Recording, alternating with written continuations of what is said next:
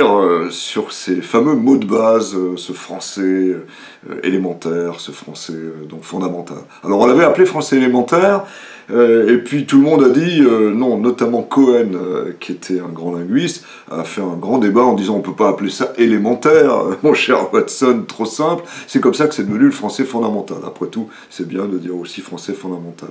Mais quand on a fait ces enregistrements magnétophones de 163 conversations, pour voir quels étaient les mots les plus fréquents, les 3000 mots les plus fréquents, on s'est aperçu qu'il y avait les mots fréquents, mais il y avait les mots disponibles. Par exemple, le mot jupe, le mot pantalon, le mot assiette, des mots comme couteau, fourchette, qu'on connaît vraiment très bien, qu'on utilise tous les jours, que les enfants connaissent et qui sont dans leurs 3000 premiers mots, ils n'apparaissaient pas dans ces conversations.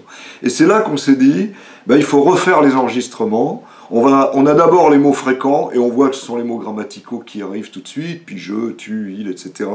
Et on va le refaire avec des thèmes, et sur, par exemple, la nourriture, sur les habits. Et là, si on demande, on rassemble une dizaine de personnes, si on leur demande quels sont les mots qui pour eux apparaissent tout de suite, ben c'est évident, jupe, pantalon, chaussures vont venir.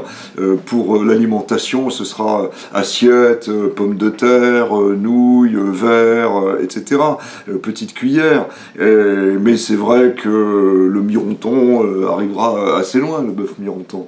Donc là, on a une autre échelle, et c'est la disponibilité. Donc il y a la fréquence, les mots les plus fréquents, mais de l'autre côté, il faut le pondérer des mots disponibles. C'est-à-dire ceux qui, quand je veux m'habiller, viennent tout de suite. Et c'est vrai que avant d'avoir la saharienne, on va penser à la veste. Hein. Et ce qui était curieux, c'est que tout le monde à peu près avait le même ordre d'importance. Hein.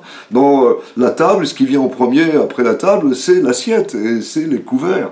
Hein. Et donc ça a été extrêmement intéressant.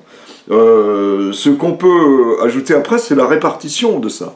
On s'est aperçu que quand on prenait les mots, donc les 3000 premiers mots, il y avait 692 noms, les substantifs. Hein. Il y avait 335 verbes. Il y avait 198 exactement adjectifs.